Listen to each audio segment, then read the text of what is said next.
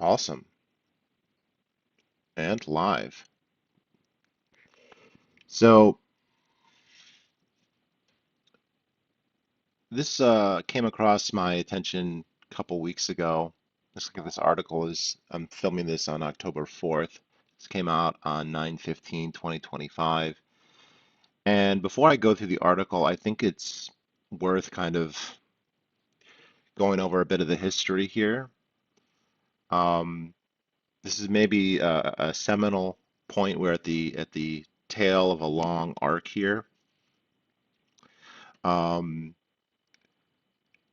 Although in the perception of basically everyone who's alive today, even the very oldest people alive today, I have a grandmother who's 105, who was born in 1920. But even in her memory, uh, almost all American men are going to be circumcised. There always have been exceptions. There have always been maybe lots of immigrants in the U.S., people who came here from other countries. There have been certain ethnic groups, specifically Latinos, maybe certain Asian Americans, certain Native Americans. But for the last 100 years, this has been kind of the default. Now, that can lead people to believe that, what you grew up with, what a generation or two before experienced, that is the tradition, that's the normal, and this isn't true. Depending on when you start the history of the United States, if you want to start it with the revolution, or if you want to start it with a colonial period before that, going back to 1609, or if you want to start in 1776, circumcision was basically didn't happen except with Jews and the occasional Muslims. There were Muslims here early on, not many, but some. There were Jews, not many, but some.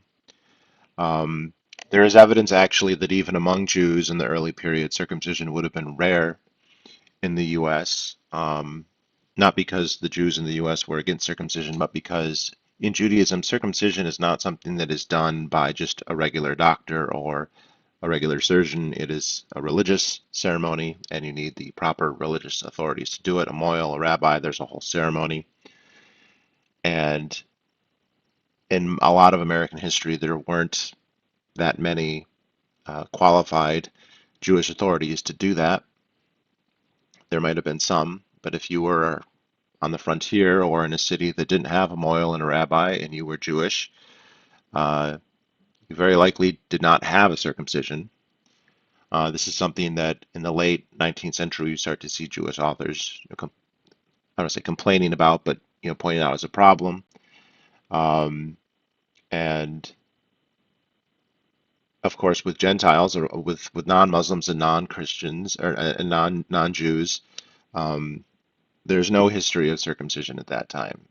It was known about as a biblical thing. There's a barometer if you want to track this. The Encyclopedia Britannica, which has I think been published since the 18th century up until the 1870s, defines circumcision as a religious rite, something that was done among Jews and Muslims. One of the many things that they share in common. Although exactly how they do it and why and its exact relevance within each is different.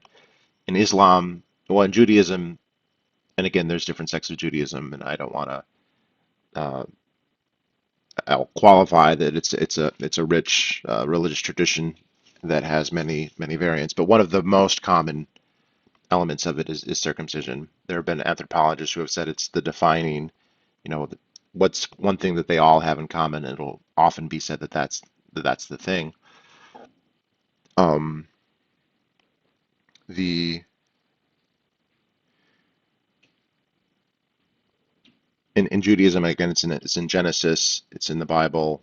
There's a whole tradition, the rabbinic tradition kind of has embraced. There's lots in the Old Testament that the rabbinic tradition and the oral Torah doesn't really dwell on that much, but that's one thing that it did. And there's a whole, uh, litany of ceremonies surrounding it.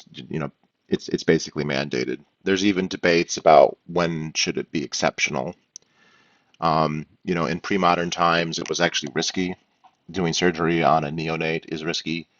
Even today, it shouldn't really be done without good reason, although it can be done relatively easily. But in the past, it was quite risky, and you would have people who would die of circumcisions. Babies are the most vulnerable to a surgery like that. And the question would arise if a woman had a son who died at their circumcision. If she were to have another son, should she have that one circumcised as well?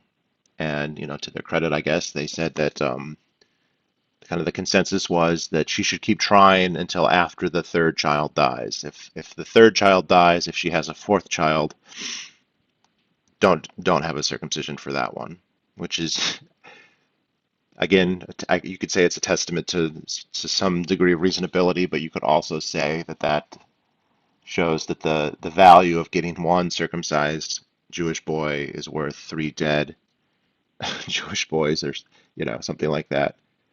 Um,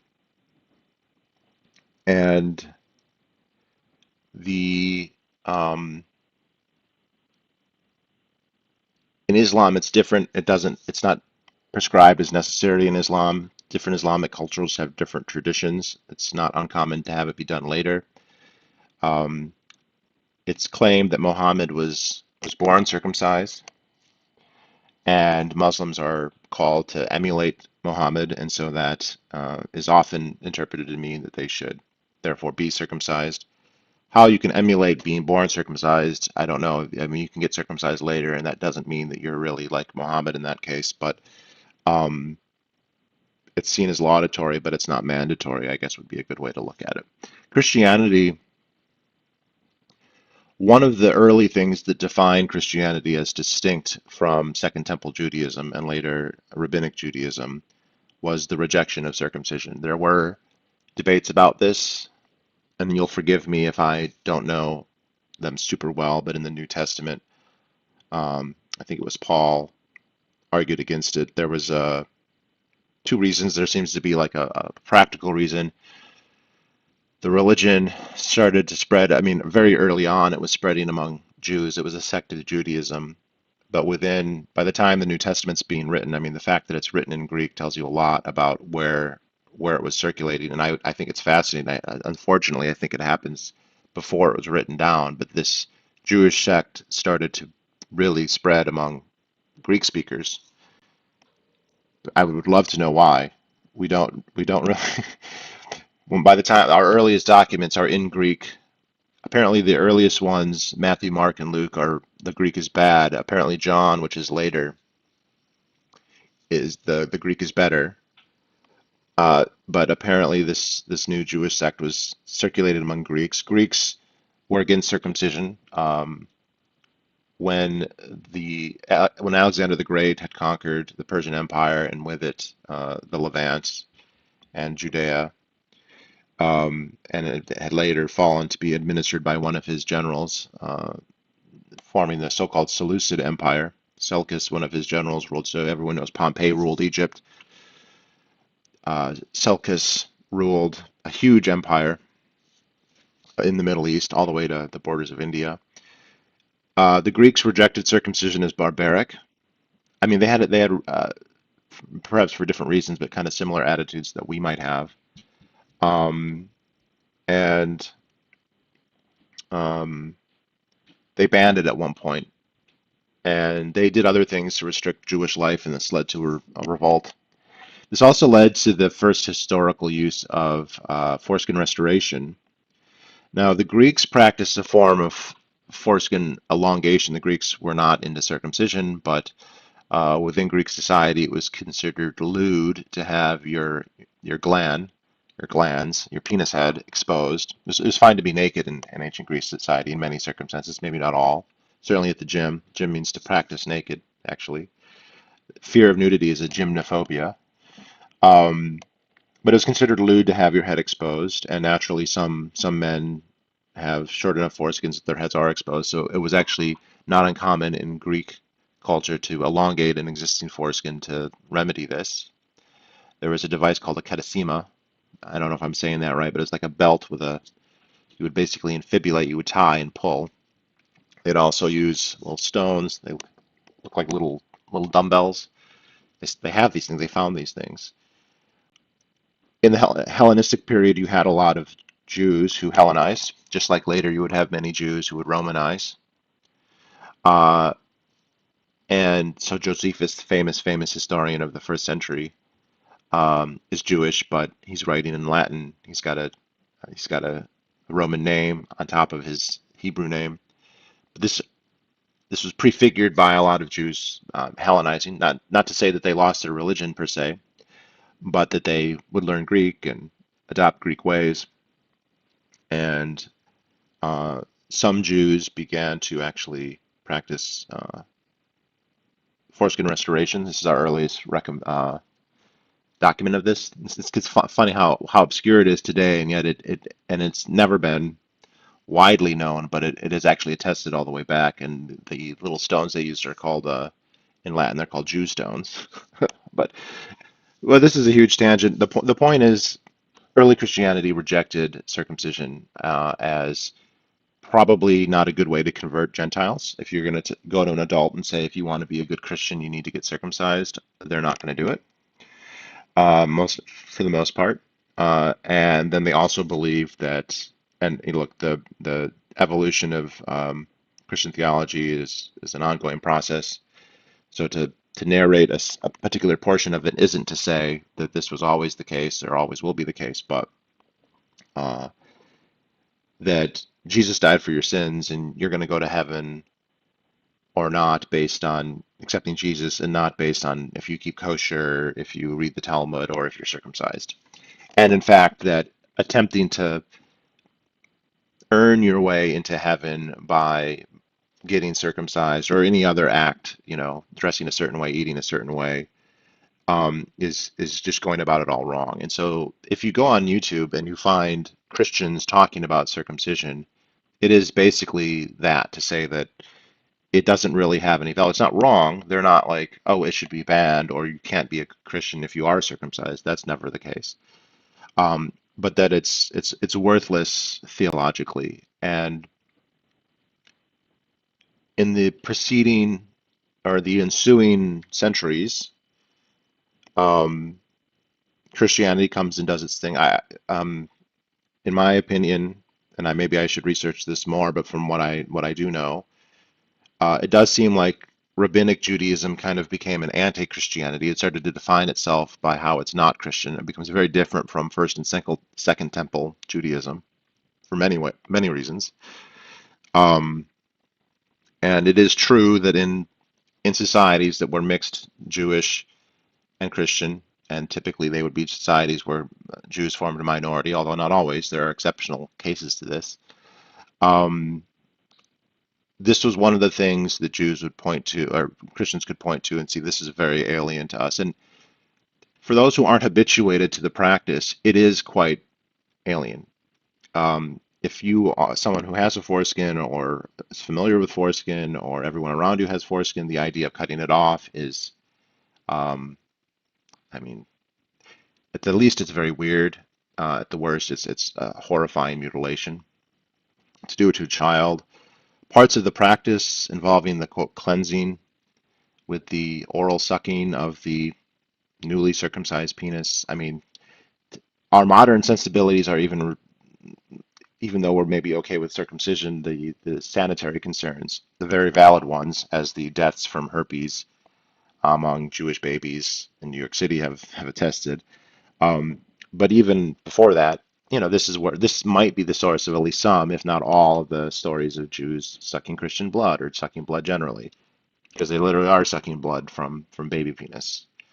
Um, at least the Moyles are. I mean, your average Jew are not getting their calories from this, obviously, but that was kind of where it stood. And by the time of the founding of the United States, that's kind of where it was. But at the same time as the founding of the United States, you get this growth in medical technology. In the 18th century, we started to get things like immunization. They didn't have vaccines per se, but they figured out, you could take a blister from a pustule from a cowpox sore and give it to a person, and they'd get very sick, but then they might become immune to smallpox, right? And you have the Enlightenment, you have people starting to use rationalism.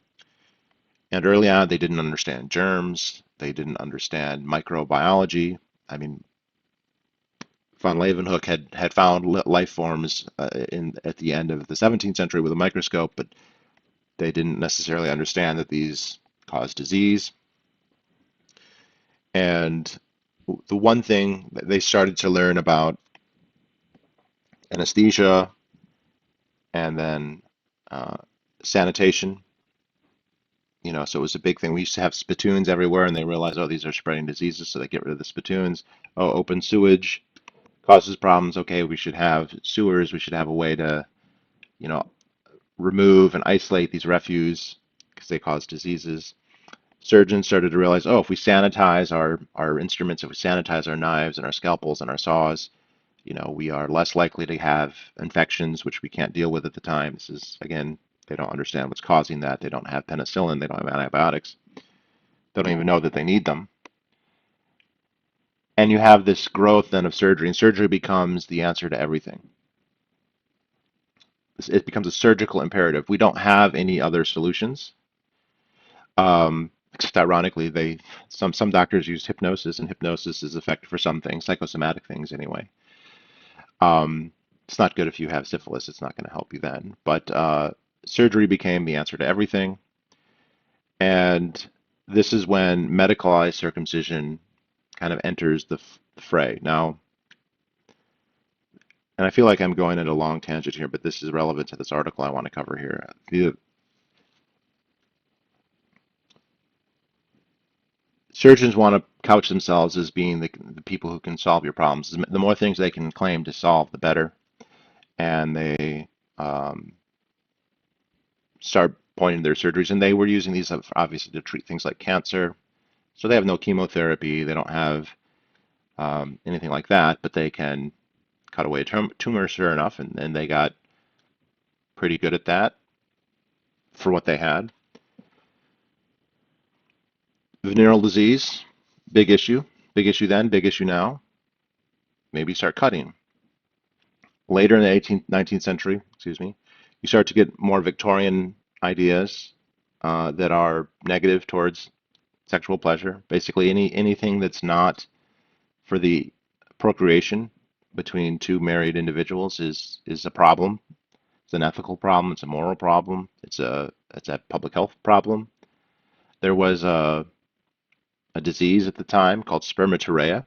If you've never heard of it, it's because it's not a real disease, but basically any ejaculation, any fluid, penile fluid that you produced that wasn't into your ovulating wife was a problem. If you had nocturnal emissions, if you masturbated, um, anything. I guess they probably assumed a urine was okay, but anything that was, straight urine or going straight into your wife. And circumcision became very popular as a remedy for masturbation, for epilepsy, for chlamydia. There was a very famous surgeon who had claimed that he had worked at a hospital ward, and he said, we have all these patients here with chlamydia and gonorrhea, and only a small number of them are Jewish.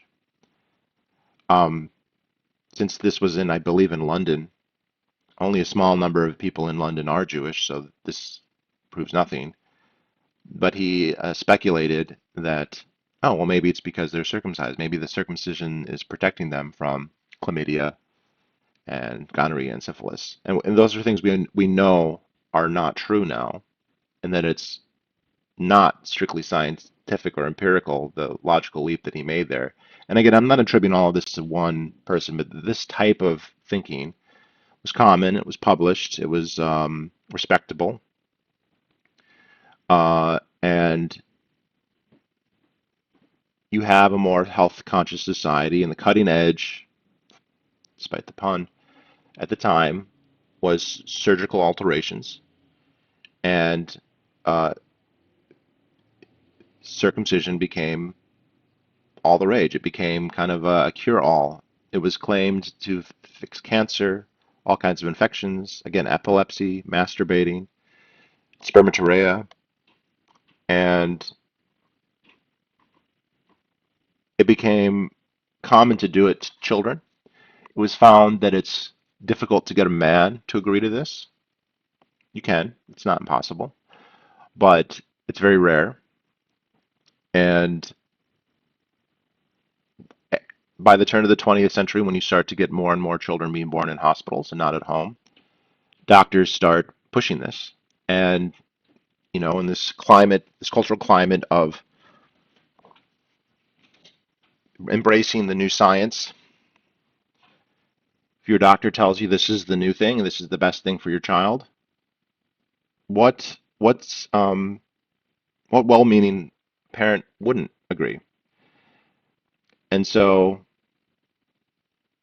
by the 1870s and 80s, we start to get references of circumcision not just as a religious practice, but also as a medical procedure.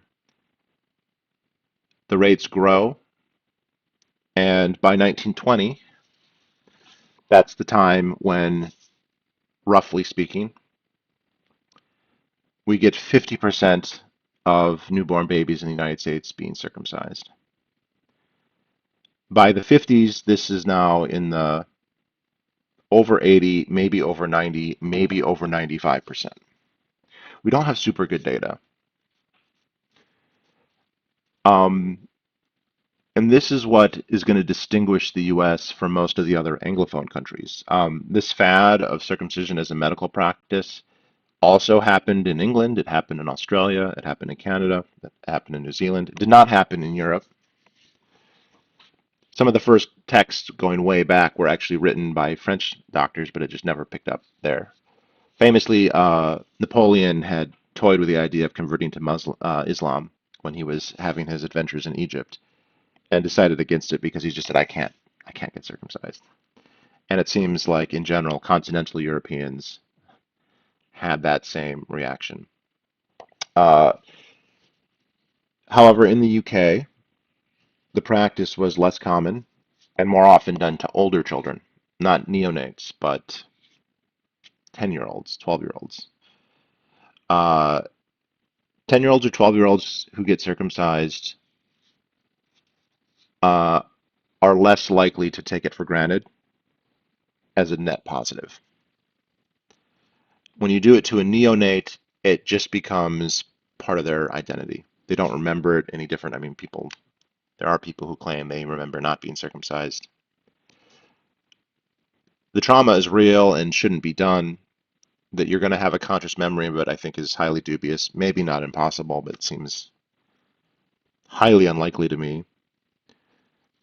But it will become part of your identity, as any part of your body would. But for a guy, a penis, more than most parts, more than your pinky or your earlobe, you know. Maybe not your hands or your head, but an important part of your body nonetheless, an important part of your identity. And you get to a point where all the doctors are circumcised, all the lawmakers are circumcised, all the lawyers are circumcised, all the policymakers are circumcised, everyone at your school is circumcised. For the small minority of people who aren't, they know that they're in a strict minority. They feel enormous pressure. Sometimes it's institutional, sometimes it's just social to be circumcised, even if they're never directly told. It's very common to find guys who were never told that they need to get circumcised, but yet felt the pressure that they should. I know in my case, when I was in fifth grade, this is when they gave us sex education as fifth graders. They found the one male teacher at our school to offer the class. Almost all the teachers, with the exception of this one, were female. They split us up, so the girls had a girl teacher, the guys had a guy teacher. And he told us that foreskins are vestigial, that they're like a human tail, that they have no purpose, and that they're prone to disease, that they're filthy. And obviously, he didn't check all the kids to see if they had them or not, but he basically warned if you are not circumcised, you better watch out. You are in high risk of all these horrible things. You can imagine how that sounds if you are sitting there and you're a 10-year-old or 11-year-old little boy who's not circumcised.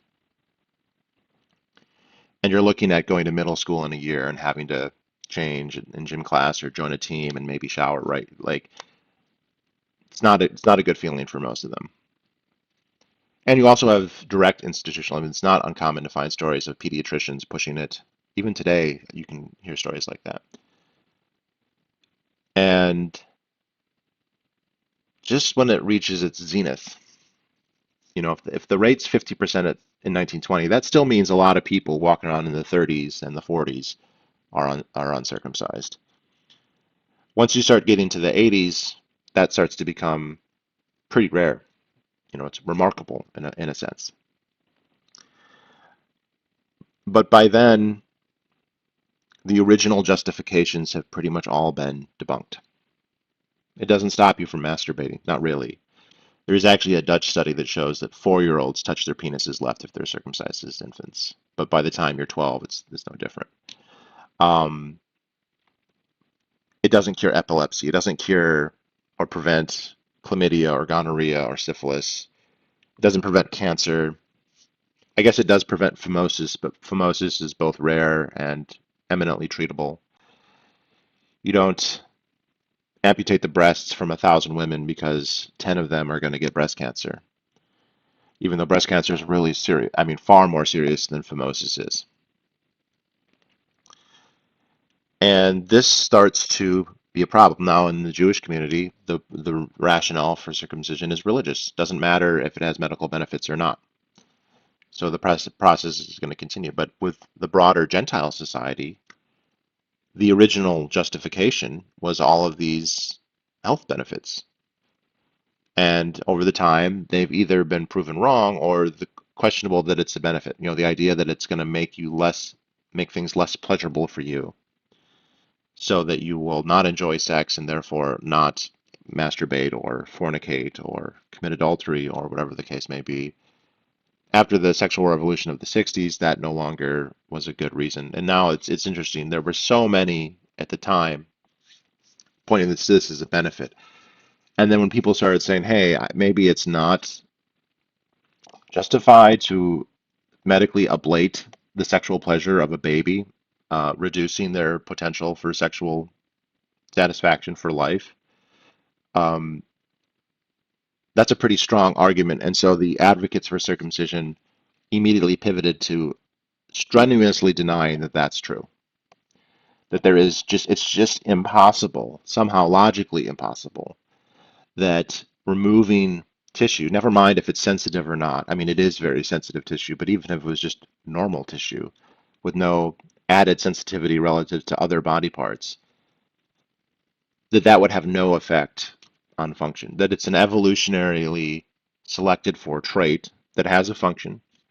It is true you can live without it. There's lots of things that we can cut away and you can live without. Your tonsils, your appendix, your earlobes, your digits. You don't need all your digits. I mean, it's useful, but like you will not die if you lose some of them.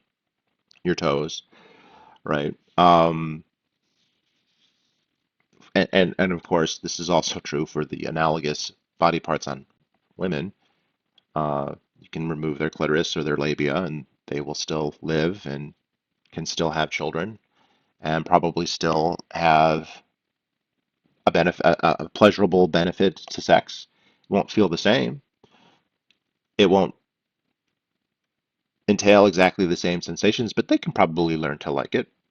I mean, I saw HBO did a series maybe 20 or 30 years ago where they interviewed naked guys about their penises, and there was one who he actually wasn't circumcised, he was uncircumcised. He'd been born in Russia, but he'd been hit by a car and he was paralyzed from like the sternum down, or maybe the waist. Anyway, his dick didn't work. Couldn't get hard, couldn't come. And he still said, no, it still feels good. Like I like to play with it. It's satisfying. You can't feel anything, but it's still satisfying to play with. And he was quite adamant about that. That he liked to he was straight. He liked to hook up with women and have them play with his dick that had no feeling at all, right? And he was, in his case, old enough. He'd been sexually active before, so he had had sex prior. So you can just imagine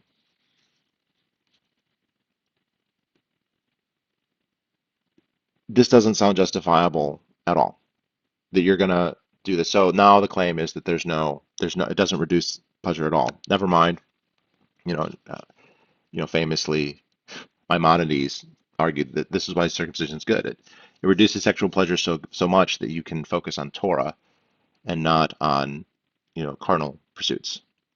There's a logic to that. It doesn't work to sell it to Gentiles. I mean, why would you say you should sacrifice 90% of your sexual pleasure or whatever the percentage is so that you can study Torah? Um, and then to be gaslit all this time later and be told, no, no, no, no, no, it doesn't do that. There's no way it does that. We had a test. We did a study. We had 25 guys who were half and half, and we touched the midpoint of their shaft, and there was no difference. Of course, we didn't measure the difference in the parts that are missing because you can't. But anyway, so don't believe logic, right? And then because of the child rights movement, I think primarily just the belief that your offspring are not your property, that you can um, segment out like a side of beef. The children have some rights, that they have human rights, even granting very wide and justifiable latitude to parents or guardians, that it's fair to ask, are there things that you can't necessarily do? Are there decisions that you can't make for your child? And for this reason, and the debunking of the justifications, and maybe other cultural shifts as well, it's been stated obviously that the racial makeup of the country has shifted. So you have a lot of Latino people who are from historically non-circumcising cultures who've made here. The rate started to go down, and this is a problem. If you're really in favor of circumcision, A, you think that all those babies should be circumcised regardless of other side effects. But the more common it is, the more the comparison can be made, and it's not a favorable comparison to the advocates of circumcision. Uncircumcised men are not living horrible lives, uh, just constantly getting infected and bemoaning and like just they're trapped in a phimosis web and having penis cancer and catching HIV all the time and always dirty and like just reeking everywhere and right, no. And you don't know that if you don't know that, right? If you grew up and everyone's cut, everyone you know is cut, and someone tells you, oh no, uncircumcised men, here's all the horrible things about it. Well, I don't know, you don't know. That's getting harder and harder. The other thing is that studies have shown that doctors who are circumcised are much more likely to recommend it. Doctors who are not circumcised are very unlikely to recommend it. And if 50% of your baby boys are uncircumcised, that does mean probably more or less that in 2 or 3 decades, the new doctors are going to be 50-50. So, as you can see, it does look like we have now reached back to 1920. The rates have fallen far enough, as far as we can tell. John Hopkins' study, newborn male circumcision rate in the U.S. dropped between 2012 and 2022. I guess I can read it right here. John Hopkins has done lots of studies, and look at this. Researchers suggest multiple factors that may have triggered the decline despite the well-documented health benefits of the procedure. So notice that it says health benefits and not cure. Notice that it cures many diseases or prevents many diseases. It doesn't cure any diseases other than phimosis. It does cure phimosis, which isn't a disease and can be treated non-surgically, but there and you can't get circumcised to cure your syphilis or your chlamydia or your HIV. Um, and yes, there are many, many, many, many studies that have almost all been debunked. That's why people call Circumcision, a cure that's in search for a disease. Uh, the ones that they use the most now are the HIV studies. These studies were done in Africa in 2008, 2009, and these were very questionable studies for many reasons. Comparing Uganda to the United States or Canada doesn't make a lot of sense epigenetically. Um, in the studies, they had a group that was circumcised, a group that was not circumcised. The group that was circumcised during the trial period, they couldn't have sex for many weeks because of the surgery. They were given regular checkups. This is the circumcised group. During the regular checkups, they were told that they should wear condoms, and they were given condoms. The uncircumcised group were not given medical checkups. They didn't have a surgery that prevented them from having sexual activity for several weeks, and they were not given condoms and told to use condoms. At the end of the study, they found that actually the female partners of the circumcised men were having more occurrences of HIV. They were getting HIV more from the circumcised members cohort. And so that part of the study was terminated, unethical, and then therefore not published. And so there are not John Hopkins posts talking about how circumcised men are more likely to give HIV to female partners. They did find, however, after giving them condoms and giving them surgery and lecturing them, that the circumcised men had acquired HIV less. They still acquired it, but at a lower rate than the uncircumcised men. Couldn't have been from all the condoms they gave them or the surgery. It must have been the circumcision. They never established, by the way, when these individuals who contracted HIV, how they got it. Were they drug users? Were they men have sex with men? Do they bottom? Right? If you bottom, it doesn't matter if you're circumcised or not.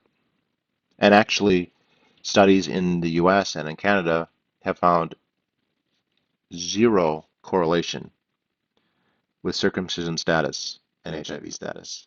It doesn't matter. And even the studies that were done in Africa said we can't show that this has any effect for men who have sex with men, for gay men, which is what HIV is mostly attributed with, and intravenous drug users, obviously, who are not going to be protected by a circumcision. If you're trading needles with your junkie friends, doesn't matter if you've got a foreskin or not.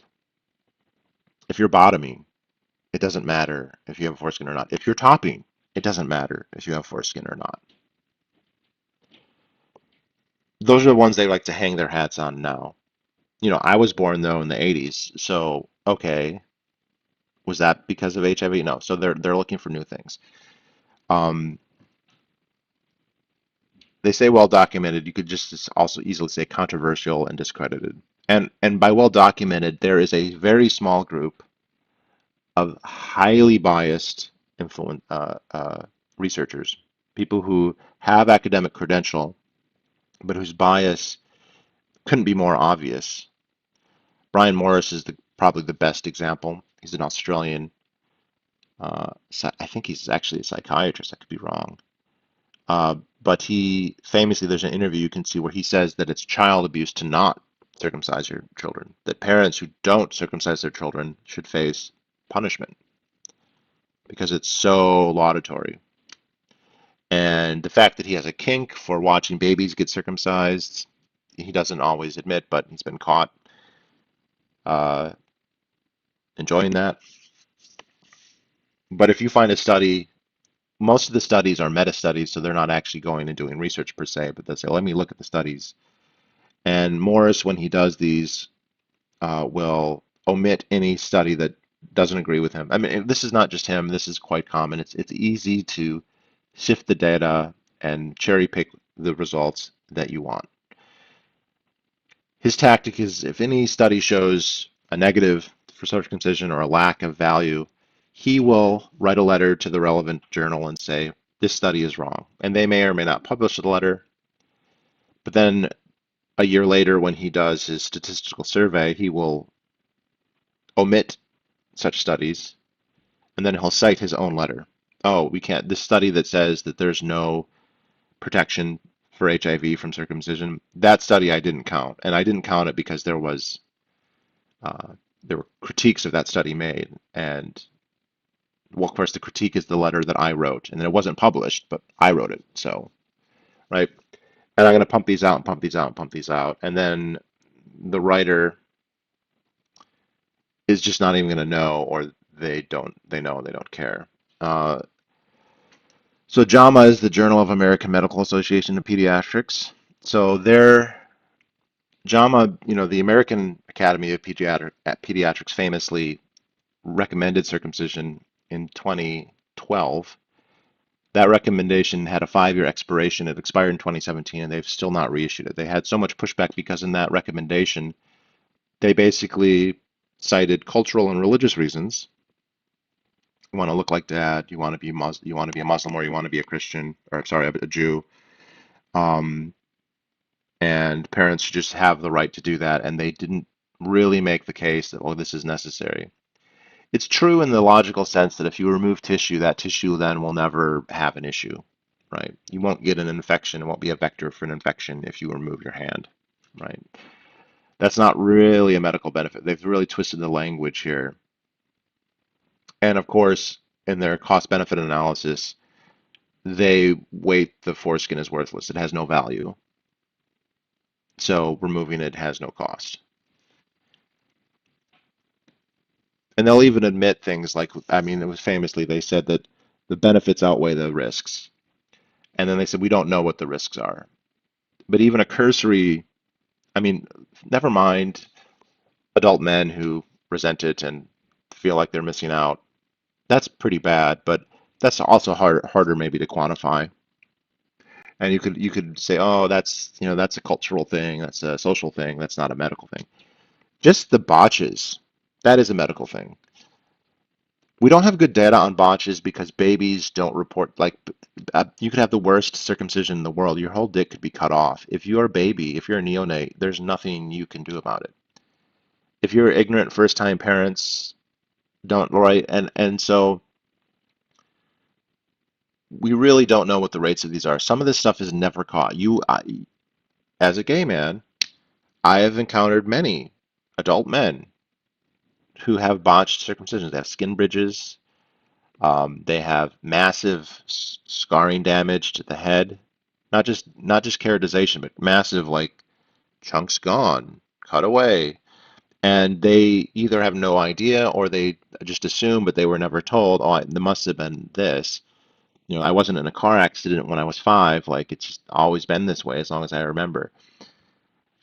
The incidence of that, and of course death. There are some that die. It's not a huge number, although it may be a bigger number than we think. There's some evidence that it may be one of the factors that leads to SIDS. SIDS correlates with circumcision. Doesn't mean that's the only thing going on. If that's true, that's the death toll is actually much larger. But even if we say that's debatable, we don't really know. They're just babies who die from the surgery, period. Um, the purported benefits don't even compare favorably to that. And again, that's not counting the adult men who are like, I wish I was uncut and I'm unsatisfied, sexually. Even not counting that, which I don't think it makes sense to not count that. You can say statistically, if you circumcise your boy, there is a non-zero chance that they're going to come to resent it later, and there's very little that they can do at that point. It is not an easily rectifiable problem. Whereas if he decides to get circumcised, that is very easily rectified as an adult. No problem. It can be done. It can be done to his specifications and can be done much better on an adult because you know what you're working with. You cannot look at an 8-day-old or a 2-week-old baby and infer how much skin they're going to need when they're, a sexually mature individual, which is a decade and a half at least away, 2 decades away. Um, Look at this. Scientific evidence supporting the health benefits of circumcision. Surgical removal of the foreskin from the fetus dates back hundreds of years. So this is going back to the claims about onanism and stopping masturbation and stopping spermatoria. They weren't talking about HIV hundreds of years ago.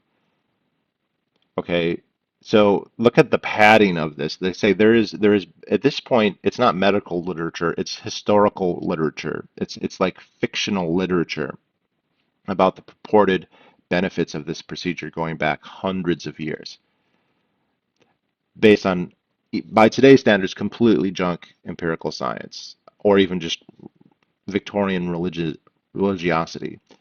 Um, More recently, researchers have continued to confirm the procedure reduces penile inflammation, urinary tract infections. Okay, but this could also be said of, I mean, those can be easily treated without circumcision, obviously. That's also true with girls. Girls get urinary tract infections more, and nobody says, oh, well, let's circumcise girls to see if maybe we can reduce that a little bit. Right? Just a double standard here to conform to a cultural practice or religious practice in this case. And the acquisition of HIV and other sexually transmitted infections, such as genital herpes and HPV. So, I already talked about the HIV thing. There is no correlation with this in the West. And the studies from Africa are quite bad and motivated. I mean, the people doing them wanted to find excuses for male circumcision of infants. They couldn't do a study like that in the United States. It'd be illegal. So they did it in Uganda and South Africa and Kenya. Um, and again, there's no, it has no relevance. Even if you believed it was relevant for Uganda, which I don't, has no relevance. I mean, it cannot be demonstrated to have any a correlation, so there can't be a cause. If there's no correlation, there can't be a cause. Um, uh, the World Health Organization, AAP, have all recommended. Yeah, it says AAP 2012. That recommendation expired in 2017, and they still haven't done it again. And they want to do it again. I mean, the people on that committee are several of them are Jewish and they believe very strongly in circumcision, but they're unable to make a credible recommendation at this point without leaning into clearly non-medical justifications. Oh, to look like dad, 3,000 years of history, spermatorea, right? So that's outdated. And it also kind of omits the lobbying done to push these organizations to do it, especially by the United States.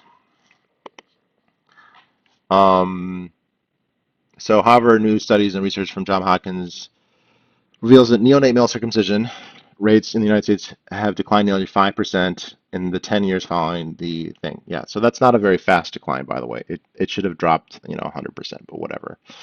Um, this is a pretty, they reviewed 1.5 million hospitalizations.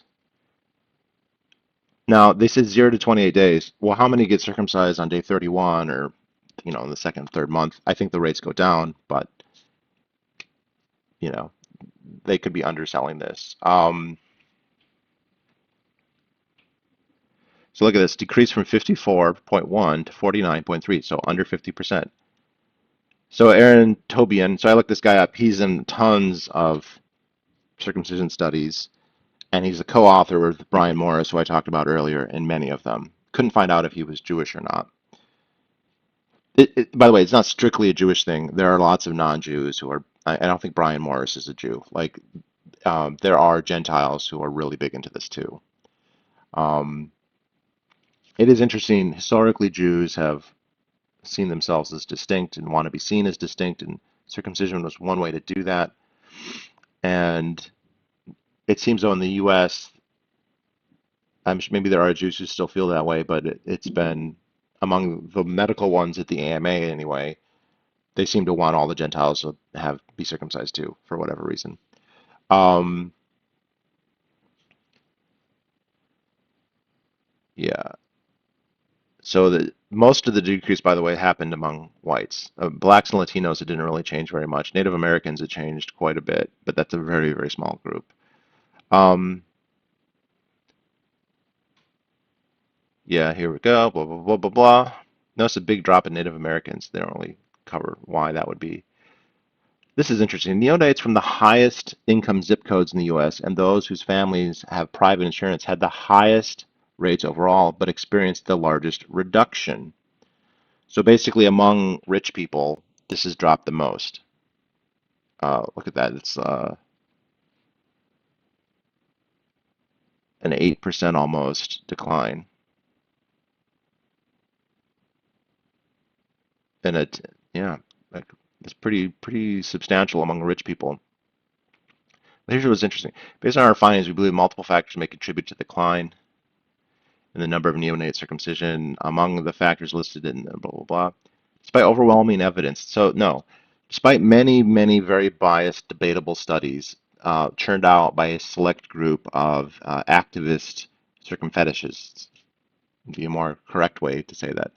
Um, Increased public skepticism in the United States toward medical recommendations may be driving more parents to choose not to have their sons get circumcised. That latter part might be true. I mean, look, COVID really ruined people's trust in the medical industry for many people, and that could also be a factor here. Although this study only kind of covers the very end of that period. So how much of that 8% or 10% reduction happened from 2020 to 2022 versus from 2012 to 2020? And I don't, their numbers don't show, so I don't know. I would love to see the raw data. Um, At the start of this period, 17 states had added Medicaid coverage. I wonder, some more must have added since then, but I don't know. Look at this. This likely creates a barrier to such services for families in low-income areas during the decade we analyzed. Yeah, but I just read in the paragraph earlier that the biggest drop was in high-income people with insurance who are not affected by this. Right. The earlier paragraph says the biggest drop is among wealthy people with insurance in the U.S. And now they're saying, oh, the drop is because Medicaid, and so poor people can't get it. And having seen the debates here in New Hampshire, they were saying stuff like, we can't drop this because what about all the poor Jewish kids who want to have? I'm like, how many Jewish kids are getting Medicaid funded circumcisions in the state? I mean, I think that one of the things, the total number of people, the total number of children in New Hampshire that were getting Medicaid funded circumcisions at all was about 100 per year. So it was a very small number. And the number of those who were Jewish, it could very easily be zero, right? Like, if it's not zero, it's less than five. There's not a big Jewish. I started thinking about this actually. I don't know any Jewish people in New Hampshire. I don't know that I've even met any Jewish people in New Hampshire. They're here. I've heard of them. Like, they're not, there's not many of them. And within that subset, the number who need Medicaid to pay for their circumcision is really small. And if they're serious about their Judaism, they'd be having a ceremony. They wouldn't be having Medicaid cover it. Medicaid will not provide you with a mohel and, you know, all that stuff. So, yeah. Oh, the poor people and the Muslims. Yeah, I'm sure that these Jewish supremacists are really worried about the Muslims not getting to circumcision. But okay. Um,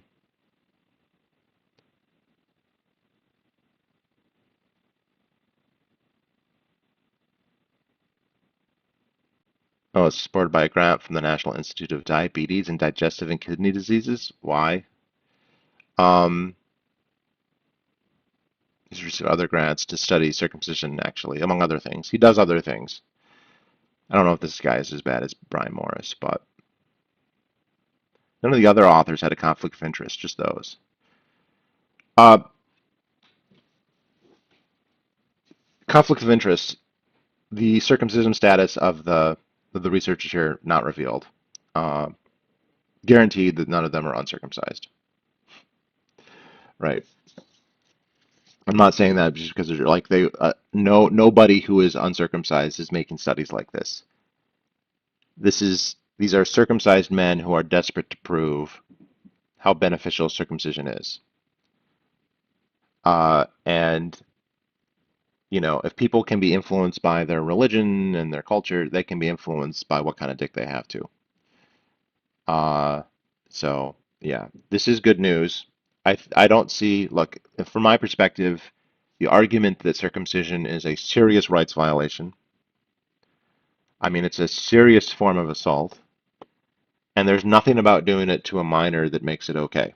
It would be, I mean, if you were to just attack an adult and strap them to a circumstraint, a man-sized circumstraint, and to forcibly circumcise them, it would be one of the most despicable, heinous, sadistic crimes that you could commit. And it doesn't become less bad if you did it to a 10-year-old or a 5-year-old or a 1-year-old or a 1 week old. It's better only in the sense that those younger categories are not going to be able to resist at all. So there's no risk of like a fight happening. Um, and for that reason, if we're going to have a government, that government should ban the practice unless medically necessary. Not, oh, we can find a silver lining where there's a benefit. You can do that with anything, right? The guy who has who can't walk because he got hit by a car and who's totally paralyzed. I'm sure there's things that he can find that are beneficial because of the situation, even though the net is probably very negative and he wouldn't choose to do it. You can find a benefit. Like you can find a benefit to death. Oh, I don't suffer anymore. I'm dead, so there will be no more suffering. That's a benefit. What is this? I remember seeing a movie about a World War I doctor who was famous for curing shell shock. All these soldiers who had horrible PTSD, and he would electrocute them until they started to behave. And somebody said, "Oh, he's great. He cures most of his patients." And someone else kind of smirked. So does death. Death cures, right? So like,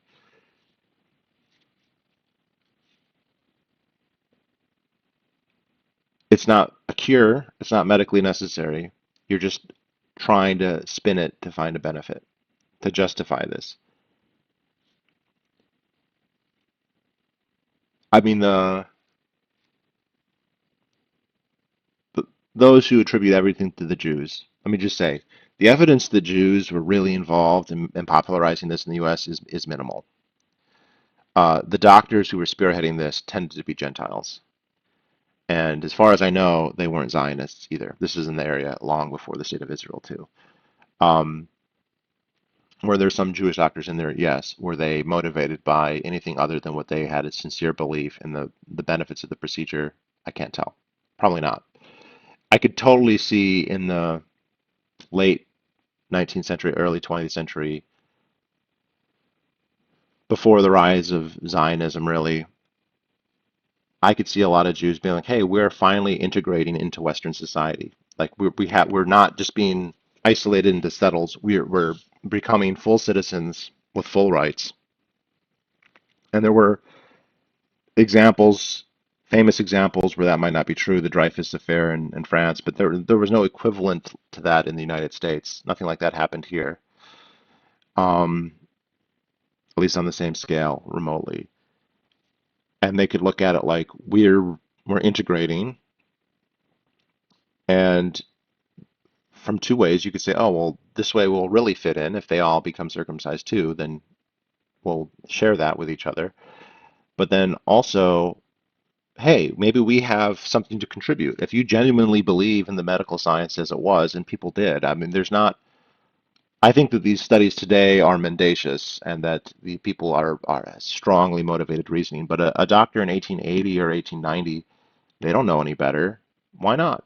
Hey, I'm a surgeon. My patients all masturbate and they all have all these medical problems. Maybe cutting off making their foreskin so they don't masturbate. Maybe that it really is good, right? I don't have any really good reason to not take them at their word, especially early on, because they wouldn't have known better. So they could look at it like, we're integrating into society and our Judeo tradition actually has something to contribute. This practice that's really important and central to our religion is maybe it is good for everyone. The Muslims do it. Maybe the Americans should too. Maybe the Christians should do as well. That's then. Now I don't know. Now it's more complicated. I mean, Judaism has changed a lot since then. America has changed a lot since, so that I'm not as sure, but Gentiles kind of led the charge, and now it's Jews are in the forefront of stopping it. Jews are being invoked to stop it. The removing it from Medicaid in New Hampshire totally killed by claims that this is anti-Semitic. Like a Jewish member of the Senate, this is anti-Semitic, you know. And if the state, I mean, the state, as far as I know, doesn't subsidize bar mitzvahs. I suppose that would also be anti-Semitic because you're not, whatever. Um, but it seems like despite, and I think also the stuff with the kids with the trans, there is no way, if you have been railing against transitioning of kids, there is no way that this doesn't fall in the same category. Now, is there a difference in degree? Sure. Is it radically more invasive when you're doing a transition? Yes, it is. Um, but in principle, they're not any different. And the rhetoric that is utilized to condemn the transition of a child equally applies to the transition of a child's penis from uncircumcised to circumcised or intact to cut. And that logic isn't appreciated by everybody, but it's also not lost on everybody either. And so I think that we're going to see this continue to decline. I wish it would decline much faster than it is. But if it does change, I think the rate will be for it to accelerate if it changes. Um, so, all right. What do you guys have to say? Long time no see. Nothing about the Jewish Trump dictatorship. It's disgusting, and it's clear he's bought and paid for, or blackmailed, or just an idiot. Trump has. It's actually, the degree that I'm still a nationalist. It's like this is embarrassing that you're being cucked by this satellite power all the time, and I don't know why he puts up with it. It could be sincere. It could be just a sincere, like he's not a ideological Zionist, but it's more of a, hey, this guy at my country club is cool and rich, and I like him, and if he wants to, if he's, it would be like, I talked to him when we were playing golf, and he was describing how his tenants were giving him trouble. So if he wants to bash them in, he's a good guy, and I agree with him. And the metaphor translates to BB, committing at the risk of using it in an imprecise, non-legal way, a genocide. Definitely an ethnic cleansing. It could be that. It could be blackmail, for sure. We know that they would if they could, and who's to say that Trump hasn't given them ample reasons, or the people around him? It could be fear. That's possible. It could be just very, very sophisticated manipulation. There's enough hardcore Israeli Zionists in and around the president that, I mean, look, he's the president. He's ultimately responsible. My read of based on what he says is that he's more or less okay with this bullshit. But in his defense, he could say, look, my chief of staff, half the Congress people, like it just he's he's in a tight grip. And, you know, if you want to give him the benefit of the doubt, that's what you'd say. But it's disgusting. It's just totally disgusting on every level. Um, Sup, love your way of thinking and your vid on the Venus Project. Wow, okay. Blast from the past, 10 years. Yeah, Venus Project. I think it's pretty much dead at this point. When Jacques Fresco died, I think it went out. Jew stones, yep. Zuckerberg. Um, and look, I also do think it's important and valid to separate Judaism from Zionism. I think that there are elements of Zionism that are not at all Jewish, and in fact, in many ways, anti-Jewish. And I also think there's plenty of Jews who hate Zionism or are apathetic towards it. But there all also are many, many, many. Jewish people who are Zionists and who do tie up Israel and Zionism in their identity in a disgusting way. And it's a problematic way because then they do take it, like I think it's sincere on many of their parts. If you criticize the state of Israel, what you're saying is you want another Holocaust to them. It's preposterous, but and you can find all kinds of accounts, mostly by ex-Zionists, ex-Zionist Jews, who talk about their upbringing. And, they go to school like other Americans, but then they're going to yeshiva, they're going to Jew camp where there's an Israeli flag and there'll be somebody from Israel there and they'll be constantly, oh, you got to do Aliyah and you've got to, right? And that doesn't always stick with everyone, but it sticks enough. You go to Israel, you get treated like royalty. Oh, you're special. Who doesn't want to hear that? You're 18, 19, 20-year-old kid and the prime minister of another, oh, you're part of this tradition that goes all the way back to 1947. I mean, I mean, to keep it to the libertarians, the way that Walter Block is beclowned and discredited himself is just nauseating and embarrassing. And but it's also an emblematic of a way a lot of, again, not all. Um, in fact, at this point, who's to say? I mean, it could very well be that the majority of Jews in the United States hate what's happening in Gaza, and before long, will just hate Israel, period.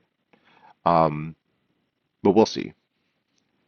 Um, I remember back in 2010, I really wanted to get circumcised. I'm still glad I never really went through with it. If you're still in the feed, why did you want to get circumcised and why did you decide to not go through with it? Because I think, aren't you from Greece? Um, I circed in 2017 to 2007 and I regret it. If you're still in the feed, Blue, see, how old were you at that time? Why did you get circumcised and why do you regret it?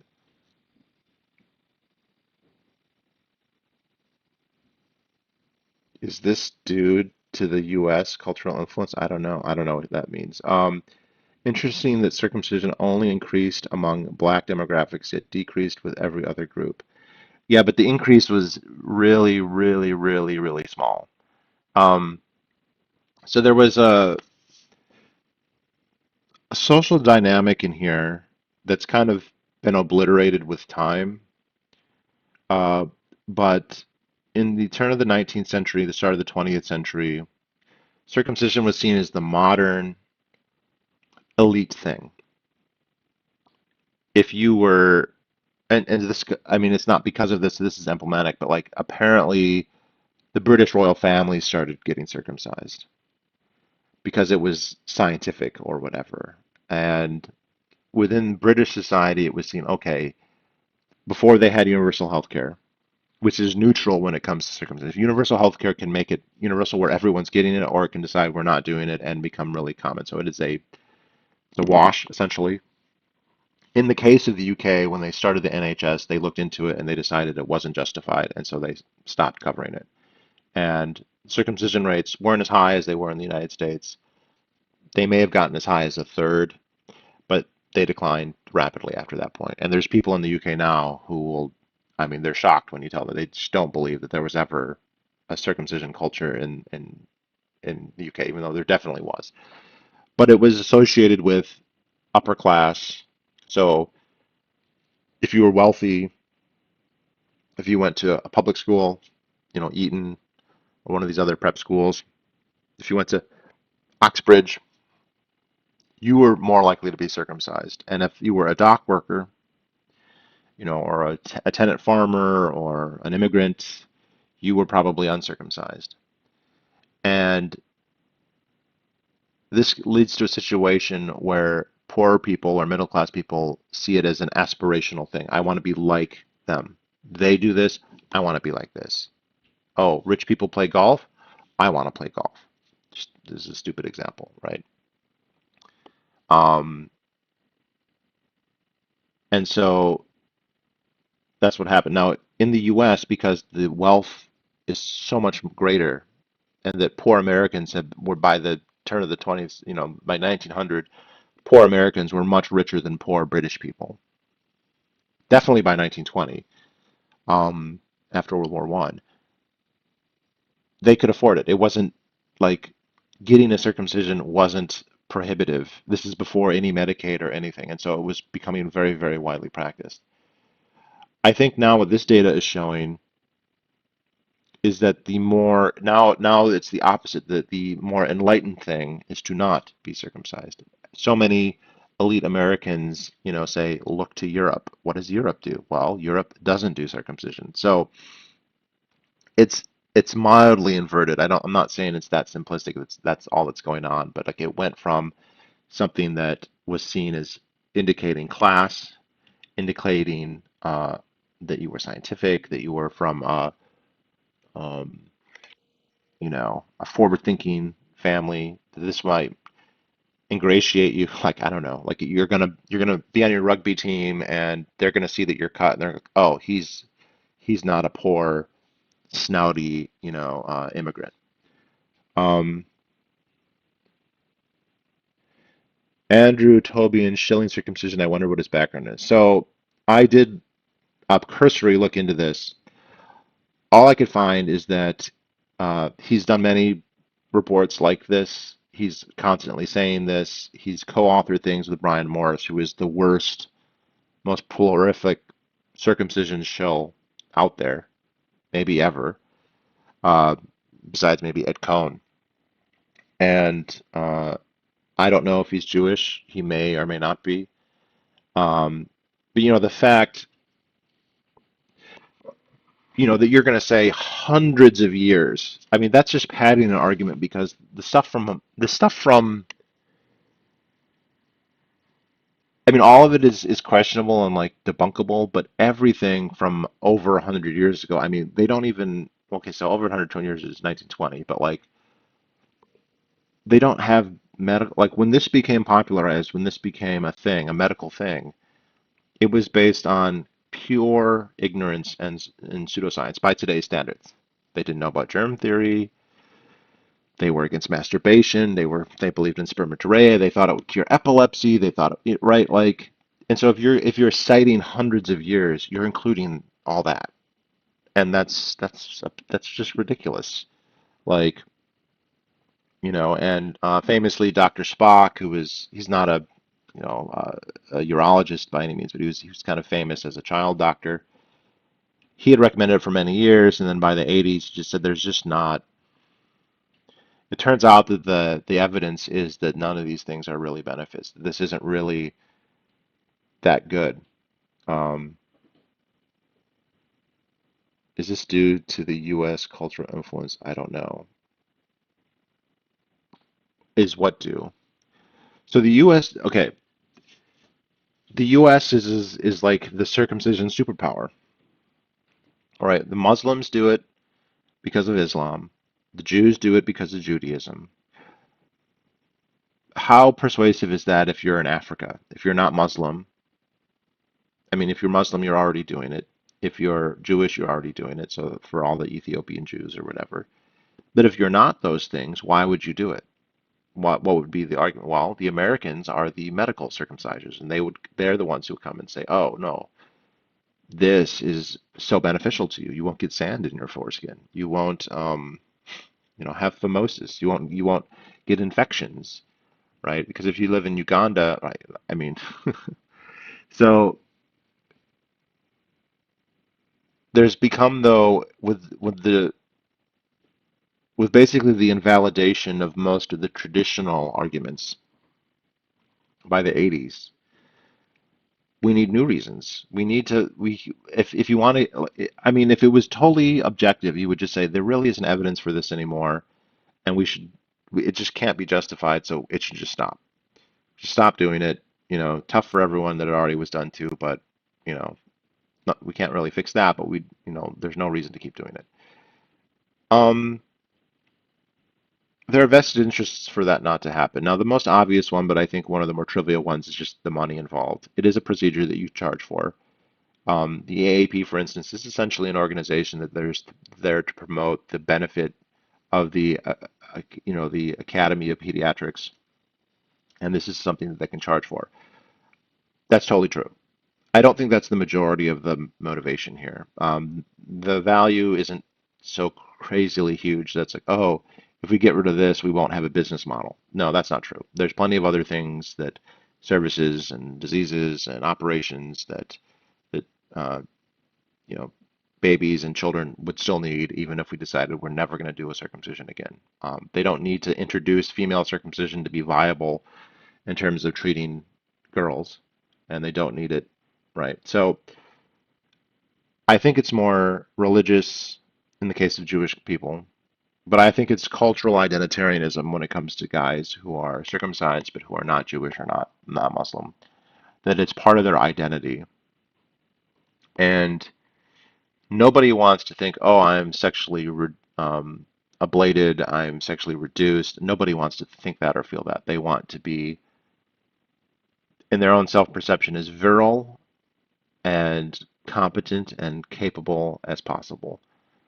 And if you're circumcised, uncircumcised people are a living, breathing demonstration that that's not true. They, at the very least, are suffering no meaningful ill effects, and very likely have benefits that you don't. Very likely. And in that worldview, it's an existential threat. There's also a sunk cost issue where if it was to be determined that it was not justifiable, that would mean that if you'd performed circumcisions before that weren't medically necessary, which the vast majority of them aren't, this could implicate you morally, ethically, legally. You could be said, oh, this is liable. You did an unjustifiable procedure, like essentially a child rape. I mean, because part of the circumcision process is insertive.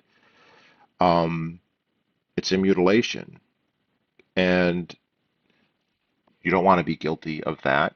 You don't want it's unlikely, although not necessarily impossible, that this become a legal issue that you could be sued for. But just psychologically, you don't want that, right? Like psychologically, you don't want to be confronted with that possibility. You want to double down and be like, nope, nope, nope. It's good. It's good. It's good. It's good. Circumcision's great. Circumcision's great. Circumcision's great. If the bloodstained man and your whole baby and all these organizations are right, then not only are you wrong, you're a monster, especially if you're a doctor who performs them. If you're not a doctor who performs them, then it's terrible that you're advocating it, but you're not like there's literally not blood on your hands. If you're a doctor who performs them, then there is literally blood on your hands. And here's another thing that I've heard when went to um, the Medicaid debates in New Hampshire. There were doctors there who are saying that an increasing number of doctors are refusing to do them. Now, this doesn't mean they don't get done. There's enough of doctors who are willing to do them that it's no problem to just find somebody else, um, which kind of puts doctors in a very tricky position because if they don't do them, others will. And I mean, the American Circumcision documentary covers a doctor who says very clearly, I think this is wrong. I don't support this. I don't think there's any medical justification for doing it. When the family comes and says that they want it done, I try and persuade them otherwise. But if they decide to do it, I would rather I do it than somebody else because I'll do a good job. You know, he used anesthetic, he would. I've even heard stories, I've met guys who, and not many, one I'm thinking of, who, when he was born, this is what he was told. Uh, the doctor was against it, the parents insisted, so the doctor did it, but he did the most minimal. So, like, he looks uncircumcised now because the doctor just took as little as possible and still say that was done. So like that's happening. I don't think that that's going to have a big effect until this gets to be huge, unless you get to the point where you can't find a doctor willing to do it. And this is, I think, what the Medicaid stuff is like. If Medicaid's not going to pay for it, more and more doctors are not going to do it, and you will get situations where the rates do drop, and they have. The states that reduced or eliminated it from Medicaid did see very large drops. So West Coast, and look, we do have big swaths of the country where uncircumcised is the norm below, 20, 25 years. Um, and you have big swaths of the country where it's still the norm to be circumcised. Um, so, all right. Let me see, do I have? I think I had him open. Yeah. So if you just look, Aaron Tobias circumcision, you can see stuff going back to 20. Male circumcision prevent HV2, the case for neonate circumcision. That's just his bio. Let's take a look at that. There he is. It does seem like he does other things. Um, yeah, I mean, right here on his thing. Working closely with this, HBO has evaluated the efficacy of male circumcision prevents sexually transmitted infectious in men and female partners. Yeah.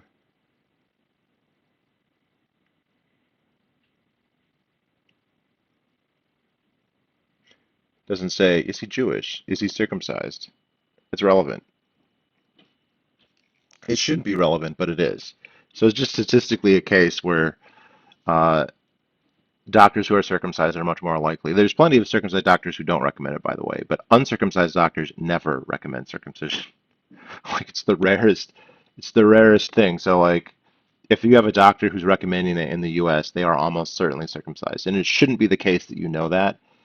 It shouldn't be the case that you can just assume that, but the fact that you can um, tells you there's more going on here than just medical science. Because if it was just medical science, it shouldn't be split on that. If it's a matter of cultural, personal, sexual identity, then it should, and that's exactly what you see.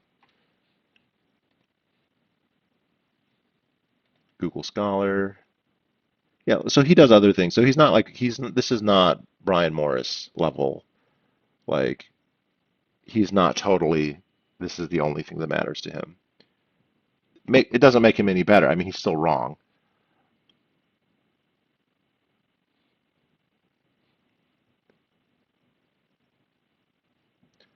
Look at this. Effects of circumcision in HIV negative men on transmission of human papilloma or HIV negative women.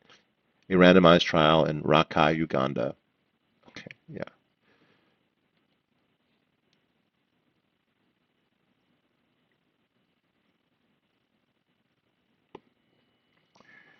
Are you still pursuing restoration? Yeah, I still am. The progress takes forever, but progress has been made. Um, and there's a there's a period that I'd known about that I'd read about where you get to a point the more you have, the faster it goes, and so you kind of get to a point where it really accelerates. And I'm in that period now where I'm not done, but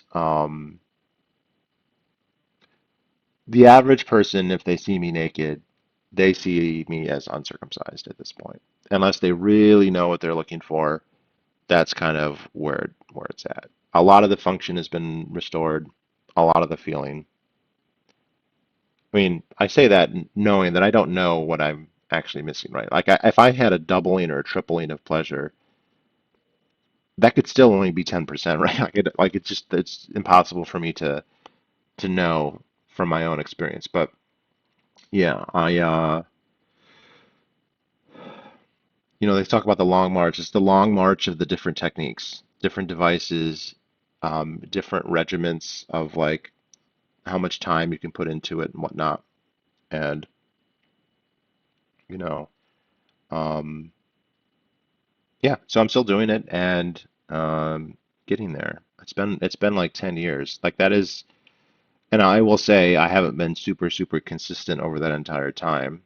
Uh, Early on, there were many like multi-year gaps where I was doing next to nothing.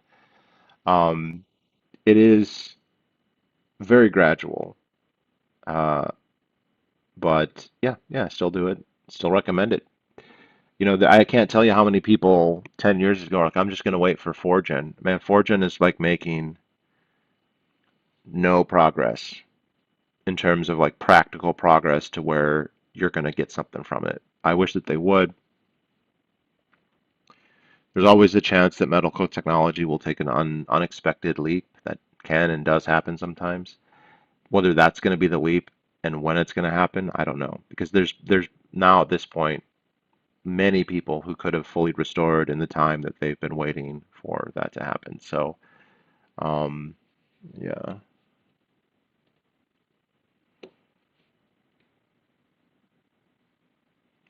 put this up. Look at this. We've got neonate male circumcisions performed. I guess Hispanics are the lowest, then Asian, then Native American, then whites, and then blacks are.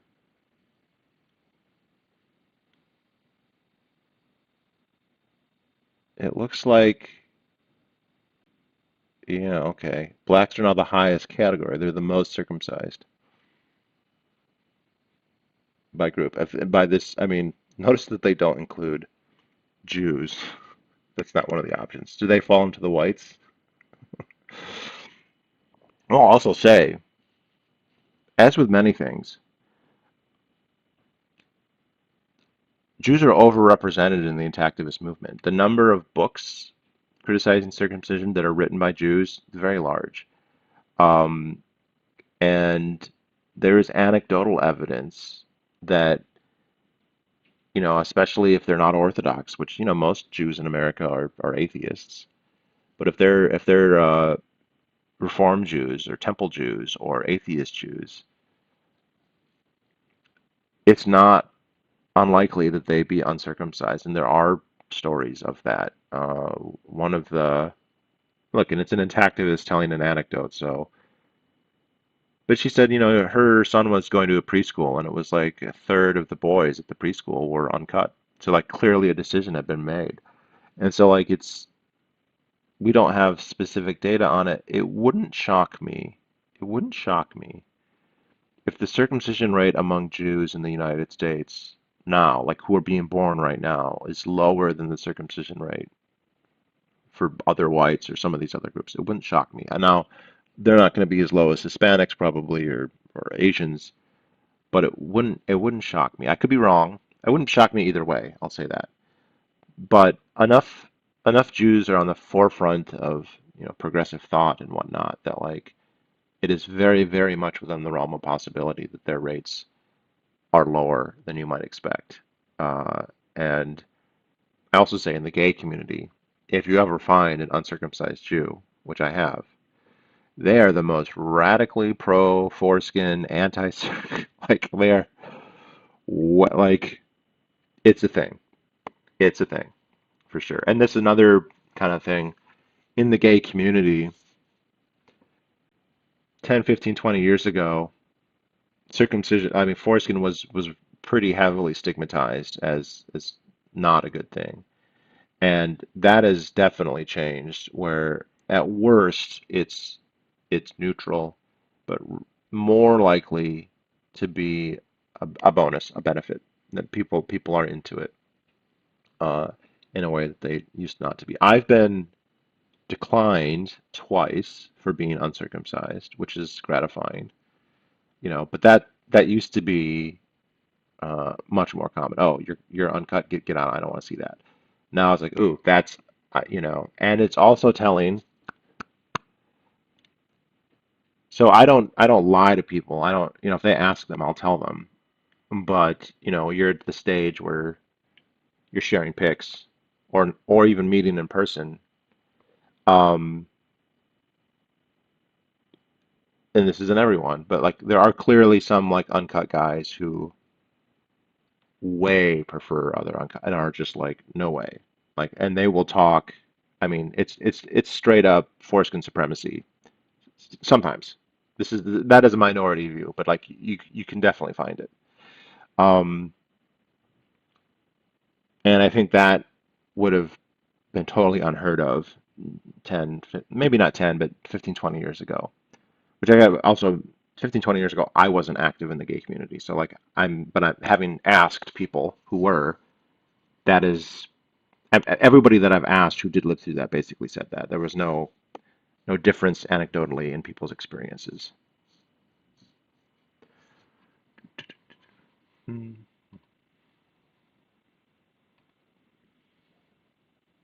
It's in the Lancet.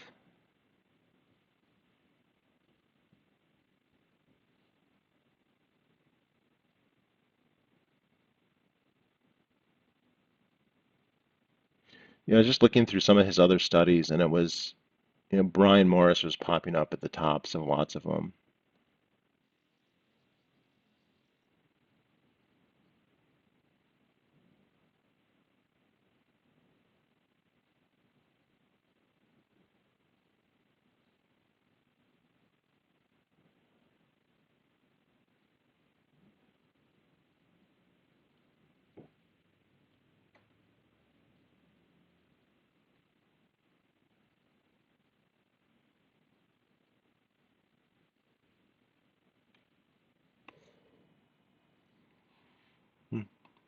Mm-hmm.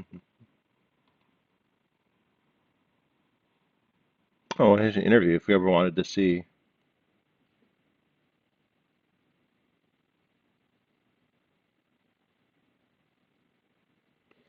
This is interesting.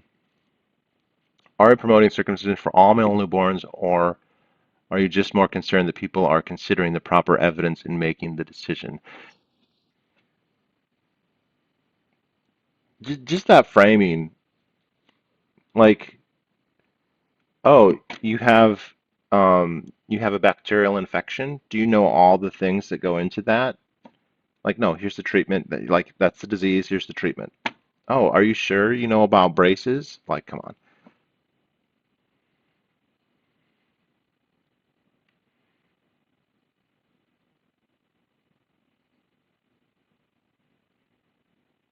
However, the other benefits of male circumcision have not been clear up until the last 10 years.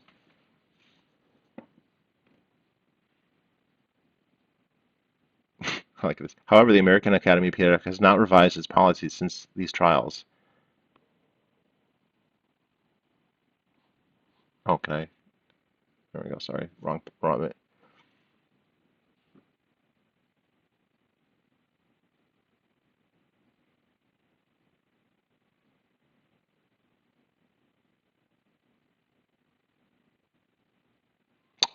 Yeah, interesting. So he's saying, no, the AAP is saying, look, the evidence is equivocal. Look, the AAP is superly biased in favor of circumcision. Like, one of them is Jewish and circumcised his own son on the fucking dining room table. Like, these are not neutral parties. And if they're saying, oh, it's equivocal, there's not really evidence, that tells you that it's actually probably totally unjustified. But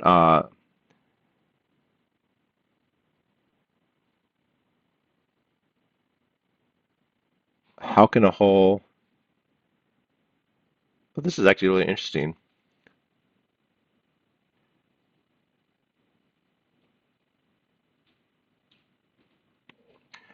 Okay, this is interesting. Yeah, and this was another thing I can't believe I didn't mention this, but like infants don't have sex, or if they are, that's you have a whole other set of problems that are not related to whether they have foreskin or not. Like you're having a statuate pedophile problem then.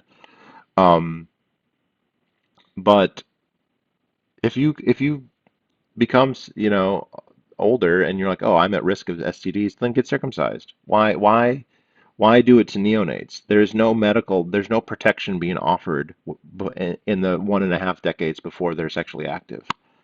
Um,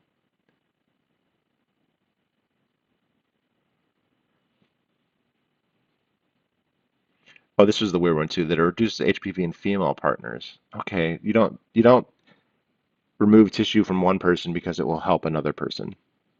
I mean, if you cut off their hand, then they can't punch people as much. Okay, that's not like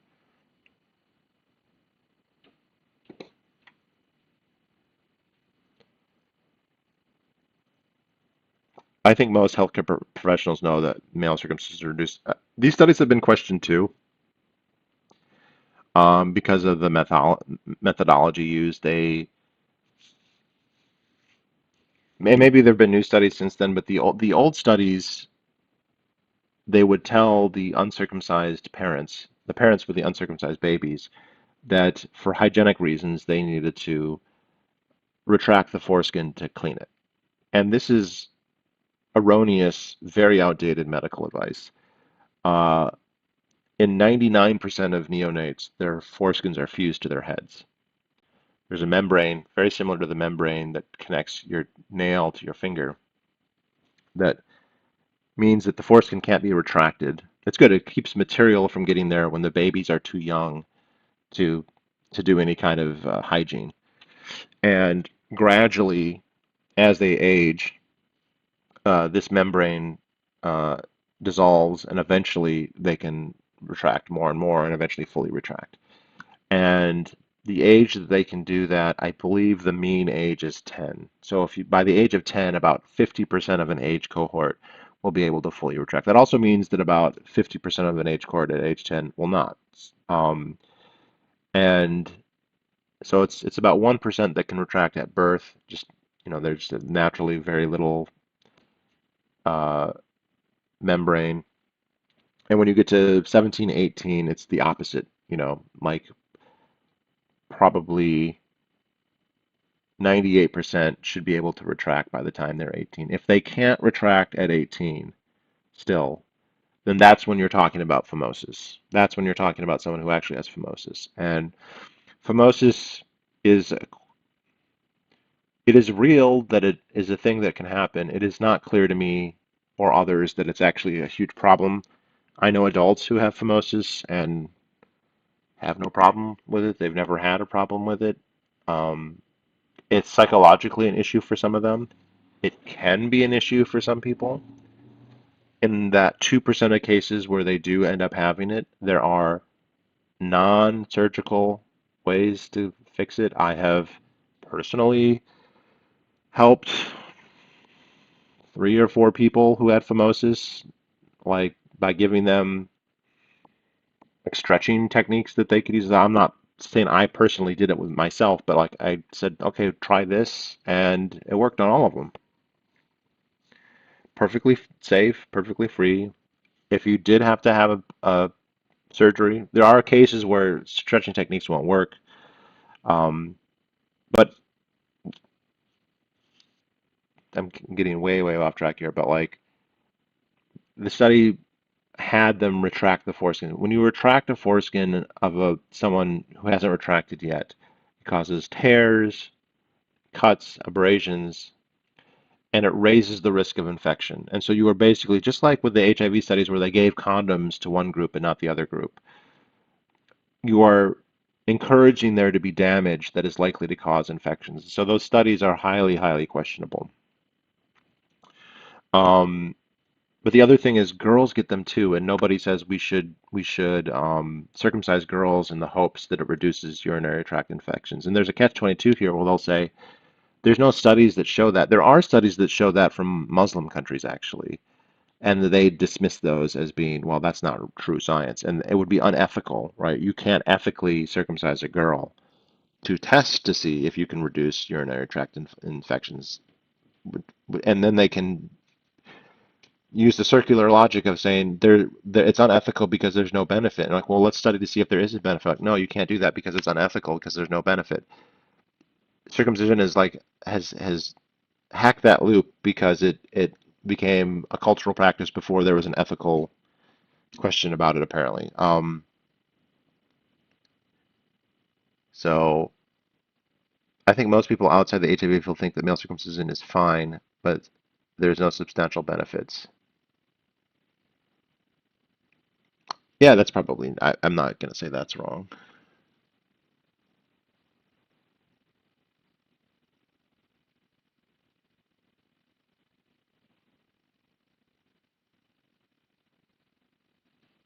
This is interesting. So, of all the HIV stuff, why not just get circumcised when you're older?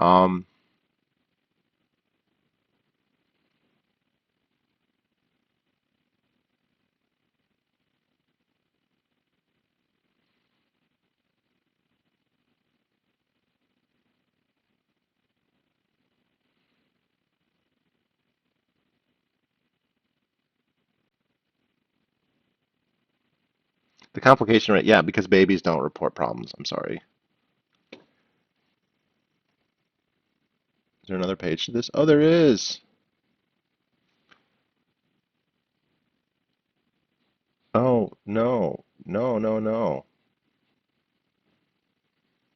Oh, I have to register to read more.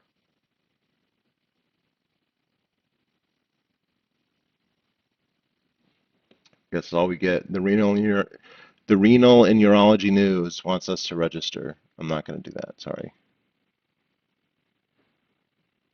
Might be interesting though.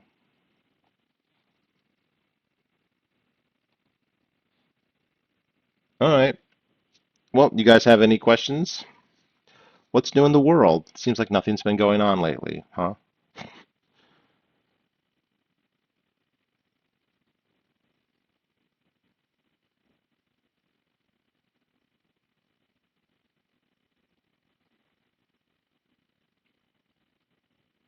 All right. Well, pleasure to see you all again,